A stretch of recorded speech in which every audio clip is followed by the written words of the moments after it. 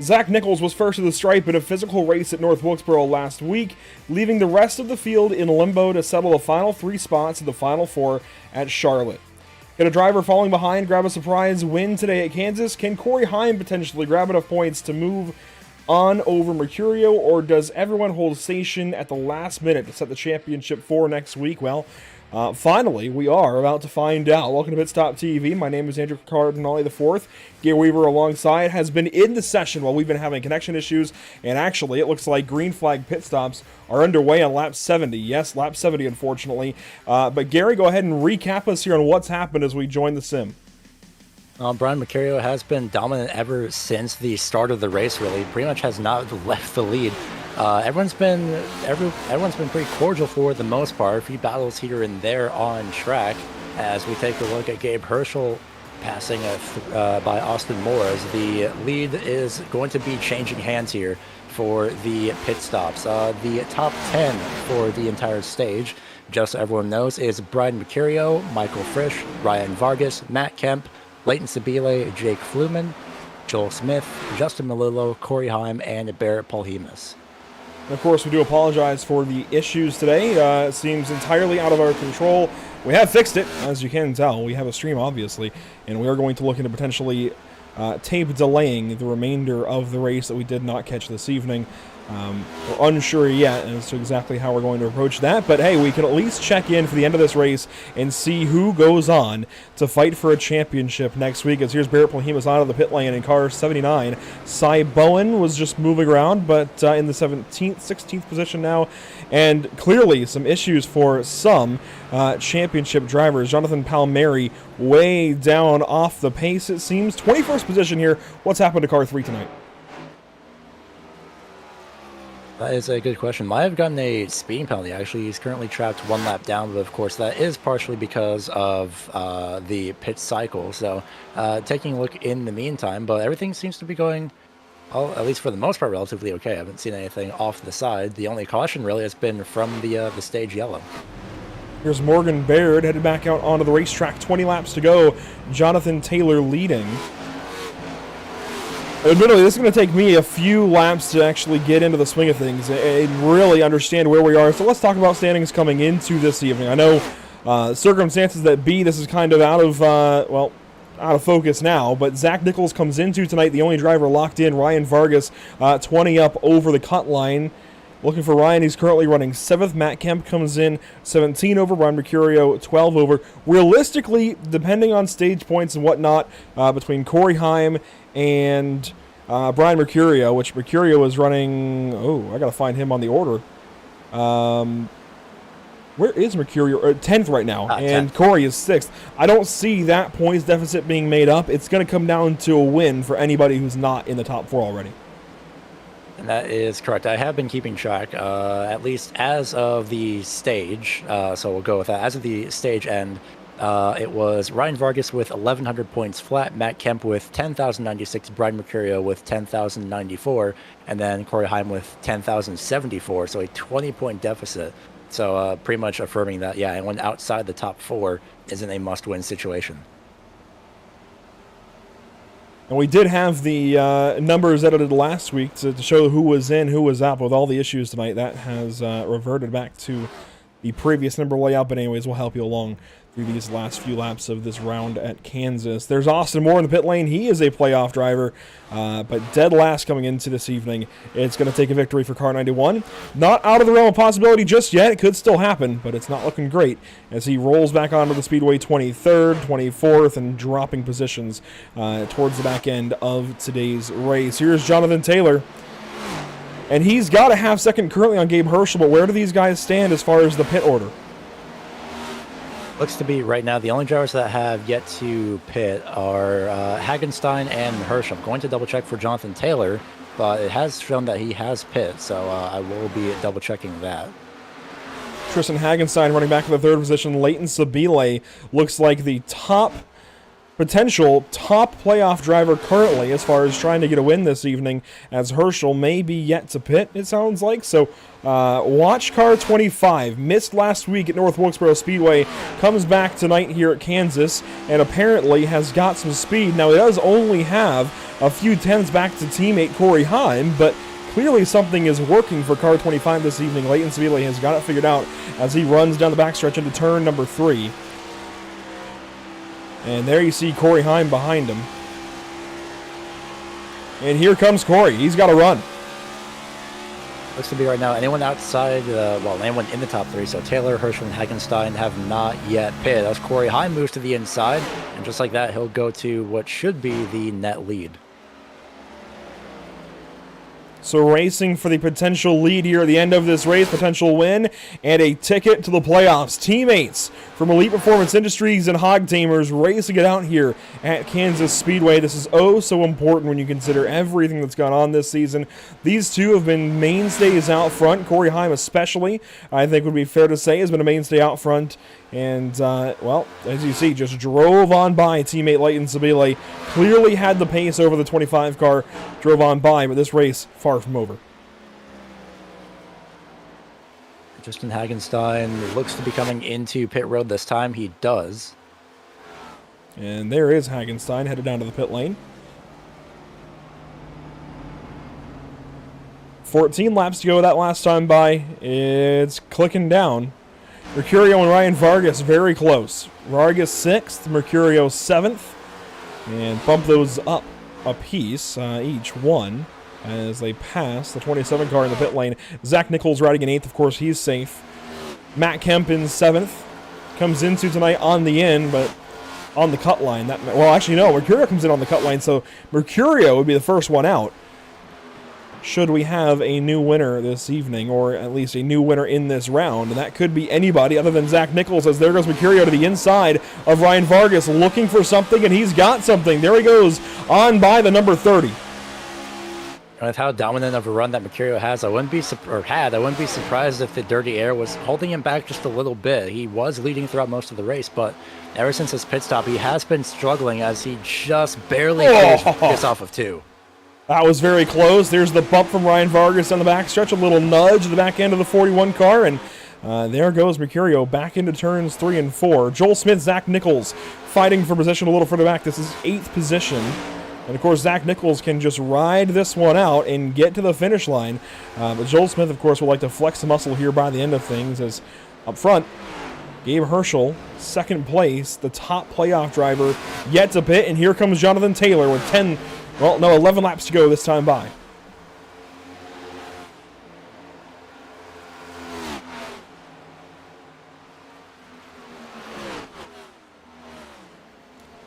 Now, I wonder, Gary.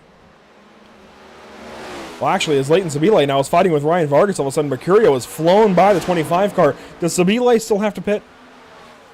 I don't believe Sabile has to pit. I'll double check his lap times just to be extra short. And no, he pit lap 62, so he's fine. It's interesting how quickly he's falling back as he loses a spot to Ryan Vargas there. Now falls into effective 4th position as Corey Heim leads that group. When did Herschel pit last? What was his last pit lap? I'd say the stage, to be honest. And that is correct. Yeah, he last pit on the stage. He's definitely waiting for a caution at this point, but he can only hold out for so long. Definitely trying to save fuel, it seems like. He's not shutting the car off, not putting the clutch in. He's using every bit of the lead he currently has to try and wait on a yellow and take this track position. But as you've said, no natural cautions in this race. That is correct. The only caution that we've had was the stage caution. Everyone else has been a bit feisty on track, and we've had a couple very close near misses, maybe the car being a bit more sideways than it should be, but otherwise, it's been all clean. It's been green. Austin Moore sideways into turn 3, right in front of our race leader who we're on board with, Gabe Herschel. And here he comes to the pit lane. He's got to give up the goose. And there is car 07 headed down to the pits, and that changes everything, puts it right back in the hands of Corey Heim in car number 11. And he's going to have, it looks like, just 7 laps to go. Right now, Brian Mercurio is closing the gap. He was about the whole. Wait, if I'm looking at this correctly, yeah, okay, no, 4/10 faster. I was looking at that incorrectly. Yeah, really closing. Mercurio 4/10 of a second faster. So these two are essentially battling to knock each other out of the final four. So right now, if Corey Heim were to win, it'd be Nichols, Vargas, Kemp, and Heim, but Mercurio would be out. So Mercurio closing that gap as quickly as possible here. A big downshift there for Mercurio in the middle of the corner, and he has gained even more time that lap through. Lap 88 now underway across the stripe of 94, and we are really closing it. 7 to go properly that time. Last time was 8, so 7 to go that time by the flag stand. And you can see the 41 has caught the number 11. This is going to be fun. As the 4-lap fresher tires, as Corey Heim had pit lap 66, Mercurio pit lap 70, and those tires are doing absolute wonders right now. He is flying. I'm surprised it's this much of an advantage, to be honest with you. But Mercurio was flying on the top side right now. Can Corey Heim do anything? 6 laps to go at Kansas, and everything rides on this pass right here for both of these drivers. Mercurio paints the white line. He'd been running the top until this moment. Has to run the bottom that lap through. Corey Heim up top trying to move the 41 down the racetrack, side drafting into turn 3. Heim comes down, and that might be it. He definitely tried to squeeze him, and that unfortunately just was not the case. Now you see Gabe Herschel there in the blue. He is 1 lap down, so this is not for position. But we'll see. Does Gabe Herschel spoil the party a little bit between these two? Heim down to the bottom side. Gonna try and run. A slide job. Couldn't clear him. Could not clear the 41 car. 5 laps to go. That time by 4.5, we'll call it. And Corey's got to find something. He's got 4-lap older tires than Mercurio in the 41 car. And it doesn't look good right now for Corey Heim at all as Mercurio slips away. Heim with his 2 big wins at Phoenix and Martinsville. Kansas, though, another monster entirely. I don't think anything can stop Brian Mercurio at this point. I shouldn't have said that, but we'll see how that goes. But Mercurio has been absolutely dominant. He qualified first, and then he's just been out front all day, even after the stage as well. It has just been a fantastic day here at Kansas for that 41. We could get yellows. Look at this battle. Timmy Pacioli, Zach Nichols. Pacioli is a playoff driver who could use a win if he could get one today. He's only got 3 laps to go. We would need a caution to force a green-white checkered. Even ahead of these guys, Cy Bowen, Joel Smith, Matt Kemp, all on top of each other as they run here with just 3 laps to go at Kansas Speedway and an opening gap out front. Positions are still being battled for. Jonathan Taylor, Anthony Rotolo, that time out of turn 4, very close. But there's Mercurio through turns 3 and 4 one more time, and it's going to be 2 laps to go for the 41 car. His lone win on the season came at Coda. It'll be a very nerve-wracking final 2 laps here for Mercurio. He's just got to make it back to the white flag. At that point, the race is official. Any crash that would happen, well, they'd race it back to the checkers. All he's got to do is make it to the white flag as you see these guys racing in the background. But Brian Mercurio, high, wide, and handsome, painting the outside wall through 3 and 4, has just 1 lap to go at Kansas to punch his ticket to Charlotte Motor Speedway next week for the Final 4 for the finale in the UFL Elite Series. 1 more mile or so to go between Mercurio and fighting for a championship, and he's likely going to take Ryan Vargas and Matt Kemp along with him as they run 3rd and 4th. I just don't see any way that the points stack up for Corey Heim, and sure enough, through turns 3 and 4, it is all Mercurio out front, and our coverage is abbreviated, but his win certainly is not, because Mercurio is going to victory lane and to Charlotte.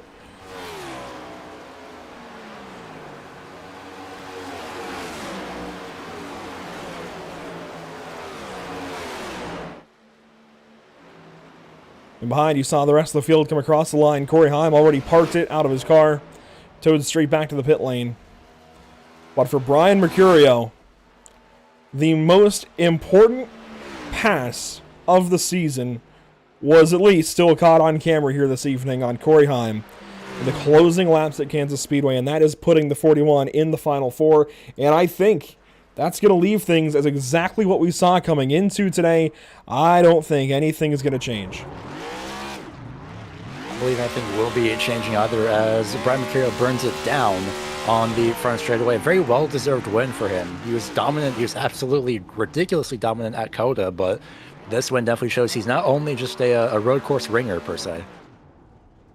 I think validating the rest of the season for sure for Car 41 is your top three this evening is Brian Mercurio, Corey Heim, and Ryan Vargas.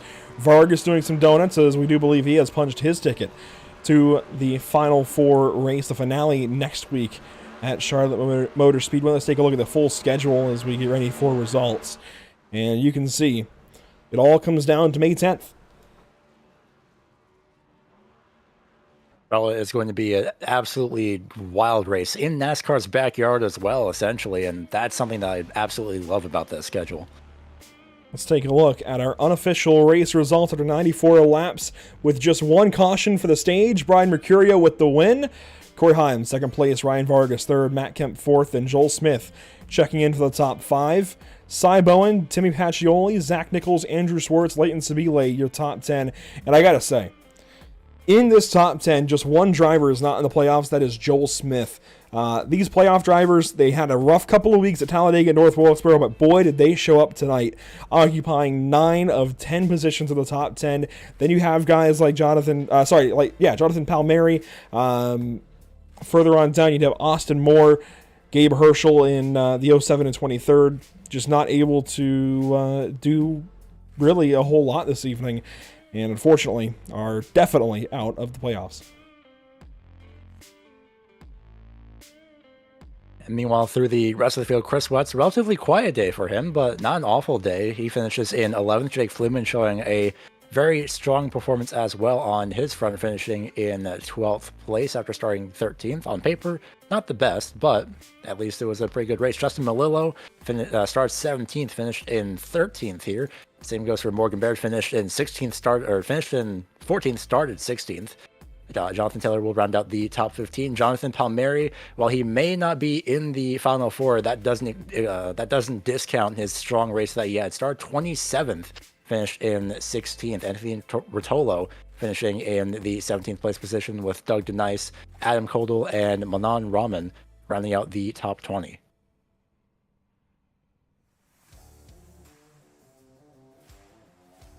Well, Brian Mercurio goes to victory lane this evening in car 41. Let's go ahead and bring him in and talk to him as he picks up, again, maybe the biggest win he's had in the UFL Elite Series. And Brian, 74 laps led. This sends you to Charlotte next week. You are in. You're fighting for a championship.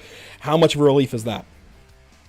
It's pretty cool. Felt pretty good coming into Kansas. So to be able to just kind of tie it all together. Aside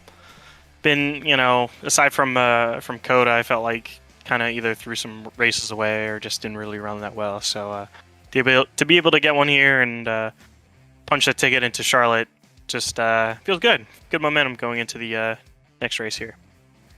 Well, a win always feels good, but clearly you've got some momentum here on the intermediates, winning at Kansas.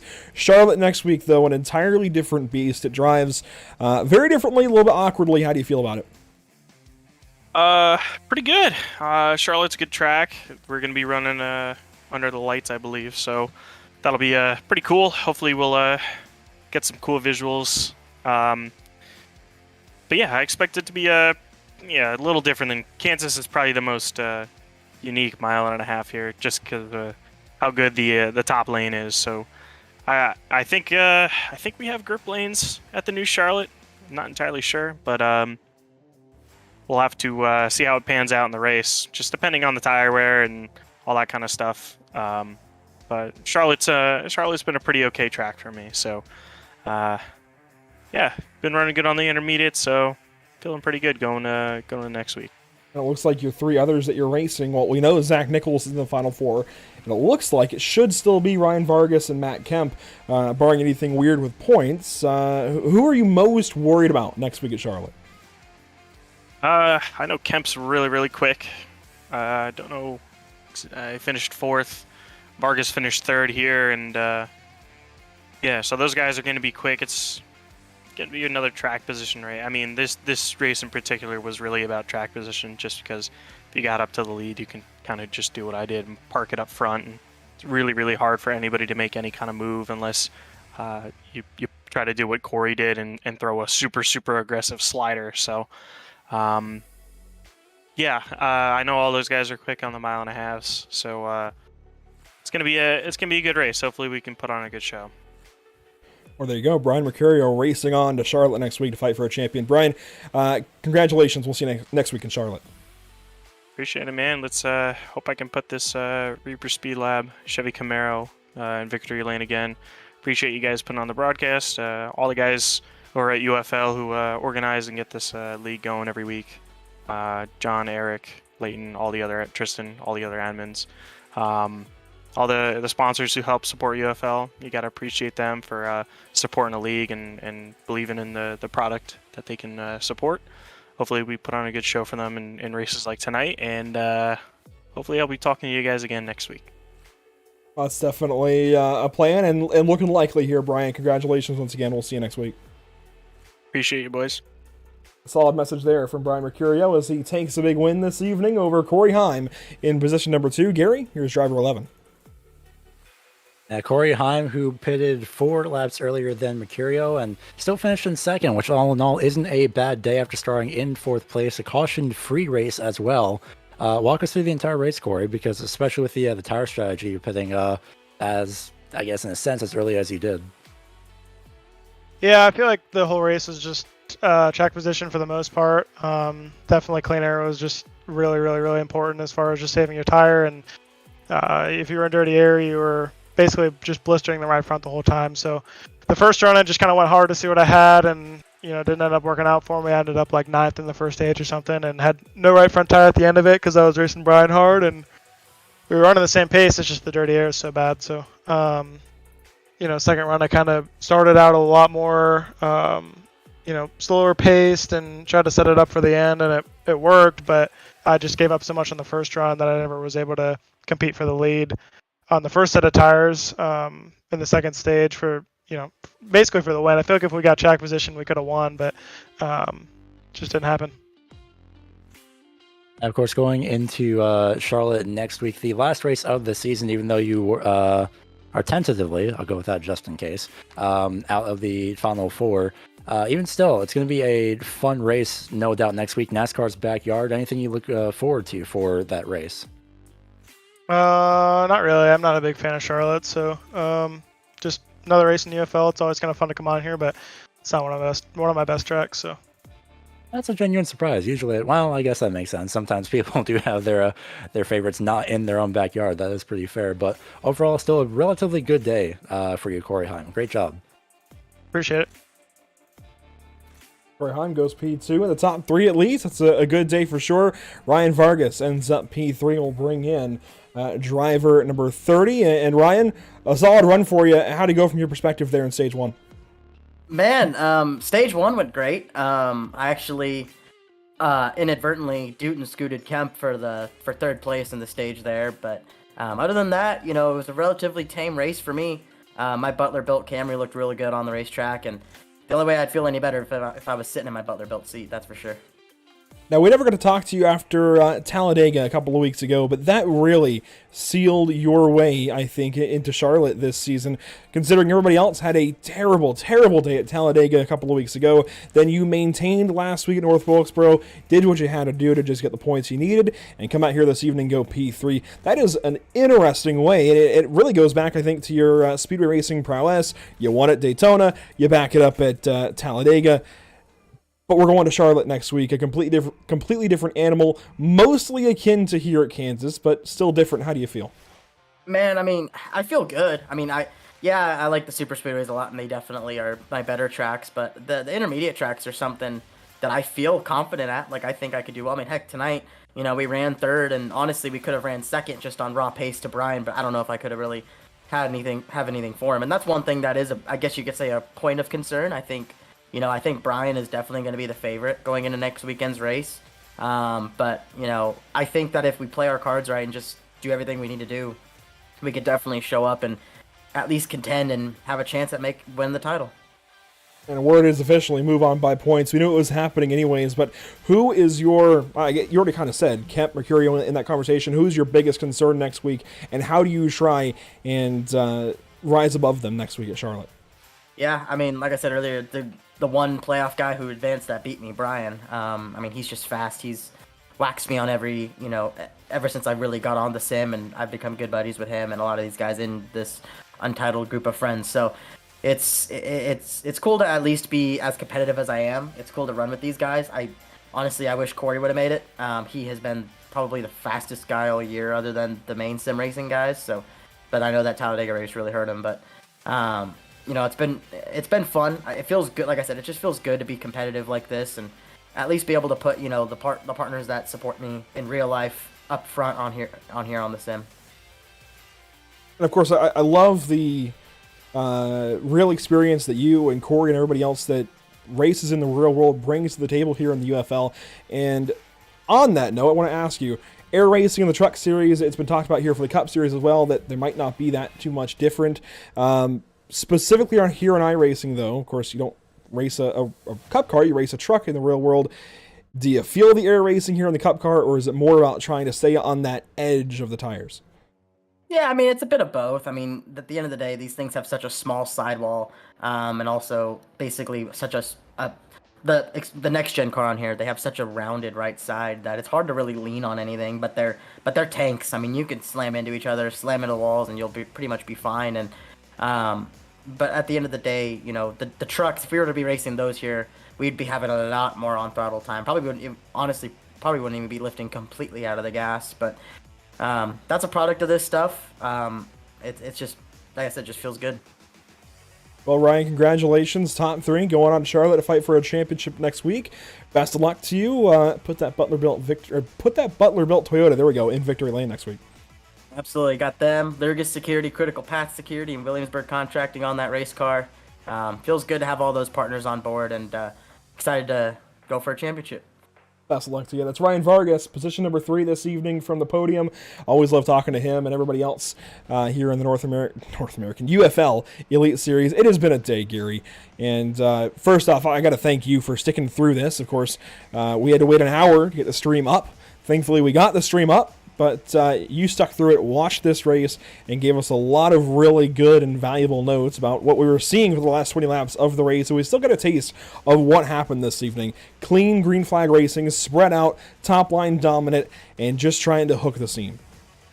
It's very fascinating too, because a few drivers were trying to run the inside lane. I remember Frisch was one of them as well, a bit early on, about maybe 15-20 laps in, but throughout that top lane was just a bit too dominant, as well as in Mercurio's case especially, very oddly enough, 4-lap fresher tires, so that just shows the pace that Mercurio has. Absolutely. When we take a look at the schedule once again, not much else to talk about. We're going to Charlotte next week. I think one of the more exciting intermediate racetracks that NASCAR goes to right now, at least with this Cup car. Going to be a treat for sure, as we're set to have, I believe, based on the season finale 150 number, I believe another 94-lap race on a 1.5, and well, that's going to be interesting for sure.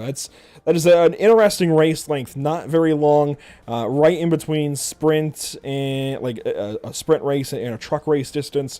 Just a little bit short, but I like that. It's got that kind of esports feel. It's just short enough to keep these guys on their toes, but we still have a good bit of racing. It's hard to figure out exactly what we should expect there next week. It's quite difficult. And you mentioned just shorter truck race. For comparison, the truck race, if I can find it in about 2 seconds, there it is, 134 laps. So that's 40 laps a difference. And that's, like you mentioned, it's right in that little ballpark of not entirely short enough to negate any tire or fuel runs, but it's also just long enough to have that, not endurance feel essentially, but the feel of a long race. Yeah, right in between, for sure, as we've seen that kind of race distance for these 1.5 miles this season. But let's check in as far as what's upcoming here on Pit Stop TV. And again, we're not really entirely sure how we're going to do things. We want to try and get you guys the previous 70 laps of this race.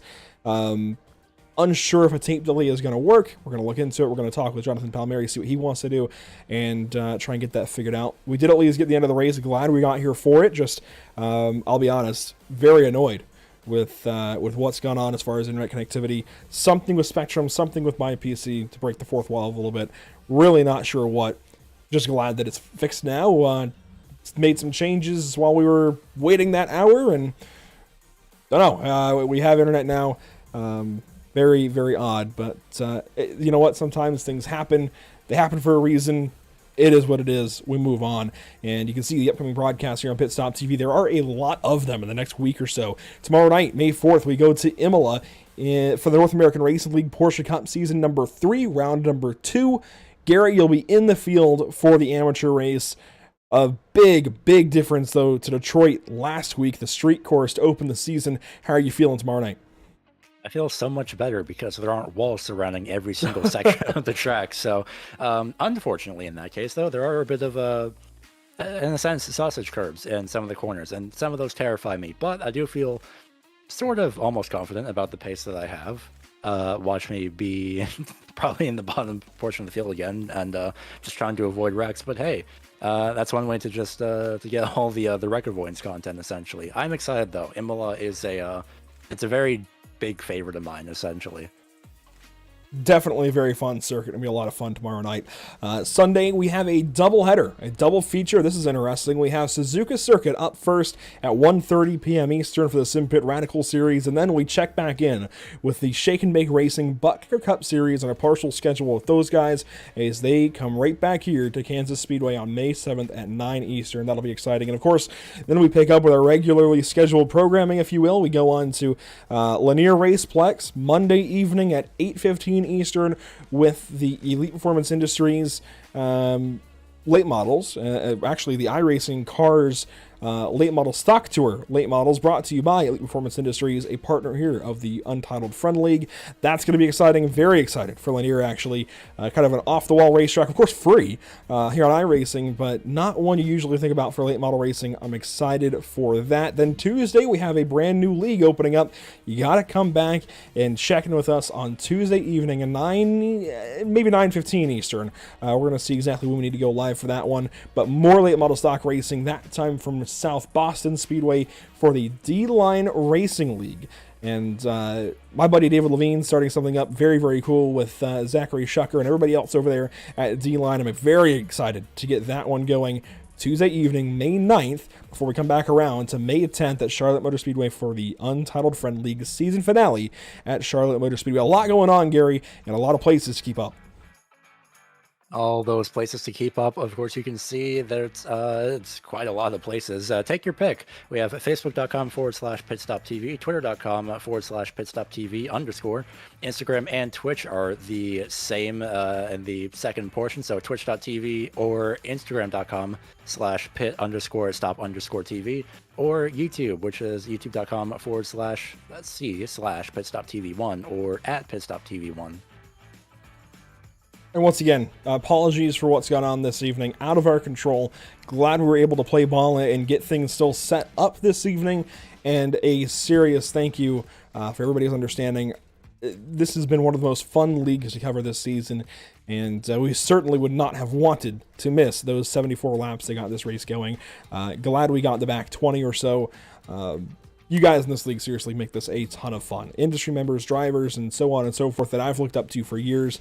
Getting to cover this series has been so much fun, and hopefully we're some of the Untitled friends now as well for a long time to come. Jonathan Palmieri is a great guy, a great friend, and a great league owner as well, and I'm really looking forward to where this takes us in the future. Of course, May 10th, we know we're going to Charlotte Motor Speedway virtually for a season finale. And from there, who knows? We don't know who's winning the championship, but it's going to be either Brian Mercurio, Ryan Vargas, Matt Kemp, or Zach Nichols. By the way, who finished 8th place this evening. A little bit off for Zach, but didn't really have to race, didn't really have to get it really too into this. I think he was just kind of throttling back and getting through this one to make sure he goes to Charlotte next week. I don't blame him. That was definitely the very best decision that he could have made, even though he was locked in. But he did show that he still has some amount of pace for sure, at least for Kansas. But Kansas isn't the track that we're going to. It is a different track type from Charlotte, so his pace there could be something entirely different. And while we were going to pilot a driver of the day vote, by the way, here in the UFL, we're going to do that next week. So drivers, if you go back and listen, make sure to maybe I guess, campaign for yourself. I don't know. You want to go for driver of the day. Make sure people are watching next week for the season finale, Wednesday at 9 Eastern on May 10th. We'll talk more about that then. Until then, thanks for watching, even if it was a very abbreviated stream for now. And again, we'll have updates later on as far as exactly how we're treating this. We're going to talk this directly with league owner Jonathan Palmieri, see what he wants to do. So, Jonathan, watch your Facebook Messenger inbox very, very shortly. We're going to get this figured out. But a big thank you to those who make it happen for us here at Pitstop.TV, in audio, ATVO, Whiplash Media, SimCams, OBS, and iRacing.com. Gary, once again, a big shout out to you. It is so appreciated to have you here at Pitstop.TV. Doing so much and making my job so much easier. Gary, really, really do appreciate you. But that is it for this evening. We will see you Sunday afternoon, 1:30 Eastern, for the Sim Pit Radical Series from Suzuka. I'm sorry, it's tomorrow night, actually. You have NARL going to Imola. You want to tune in for that one first. May 4th, 8:30 Eastern, and then Sunday, May the 7th at 1:30. We'll see you here on Pit Stop TV.